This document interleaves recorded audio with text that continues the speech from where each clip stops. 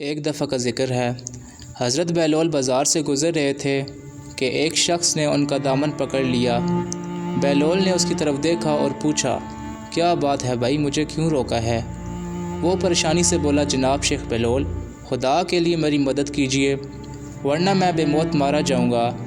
بہلول نے پوچھا، کیوں، خیریت تو ہے؟ وہ شخص تعجب سے کہنے لگا کہ خیریت ہی تو نہیں ہے، میری زبان نے مجھے مروا دیا ہے، میں نے اپنی موت کا سامان خود اپنے ہاتھوں کیا ہے۔ بہلول نے ابتسار سے پوچھا، بتاؤ تو صحیح۔ وہ شخص کہنے لگا، کیا بتاؤں جناب، اپنی حماقت کا حال اپنی زبان سے کس طرح کہوں؟ ہوا یوں ہے کہ حاکم کوفہ کی خدمت میں کسی نے بے حد خوبصورت گدھا پیش کیا۔ سب لوگ اس کی تعریف کرنے لگے۔ کوئی کہتا تھا یہ بہت اعلیٰ نسل کا گدھا ہے، کوئی کہتا تھا اس کو خوب سدایا گیا ہے، کوئی کہتا تھا یہ بہت چاق و چوبند ہے۔ میرے منہ سے نکل گیا، یہ گدھا تو استاد دانشمند ہے، اس کو پڑھایا جا سکتا ہے۔ بس میرا اتنا کہنا تھا کہ حاکم کوفہ نے میری بات پکڑ لی، میرے مخالفوں نے اس کو ہوا دی، یہاں تک کہ حاکم کوفہ نے مجھے حکم دیا کہ گدھے کو پڑھاؤ اور اپنا قول سچ کر کے دکھاؤ۔ اگر میں اس میں کامیاب ہو گیا تو مجھے انعام دیا جائے گا، اور اگر میں کامیاب نہ ہوا میری گردن مار دی جائے گی۔ میں سخت مصیبت میں ہوں، میری جان پر بنی ہوئی ہے، خدا کے لیے کوئی صورت پیدا کرو کہ میں بچ جاؤں۔ بہلول بولا، بھائی غم نہ کر، میں تجھے ایک ترغیب بتاؤں گا، جو اللہ کو منظور ہوا وہ ہوگا۔ مقررہ حدود کے بعد حاکم کوفہ گدھے کو لے کر اس کے دربار میں پہنچا۔ سارا دربار بھرا ہوا تھا، سارے لوگ شوق سے دیکھ رہے تھے کہ پڑھا لکھا گدھا کیسے فن کا مظاہرہ کرتا ہے۔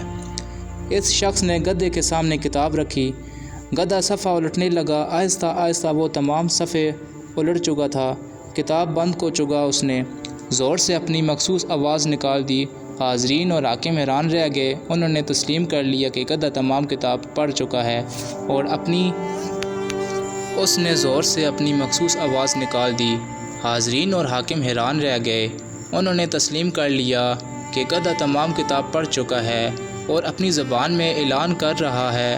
حاکم نے اس شخص کو بھاری انعام دیا، وہ خوش واپس آیا اور بہلول کی خدمت میں پہنچا، جناب شیخ بہلول، یہ انعام سب آپ کا حق ہے، اگر آپ وہ ترکیب مجھے نہ بتاتے تو میں اپنی جان سے بھی جاتا۔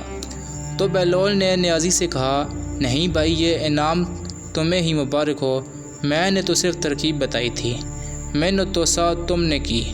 پاس کھڑا ایک شخص بولا، بھائی ترکیب کیا ہے جس نے گدھے کو ساری کتاب پڑھا دی؟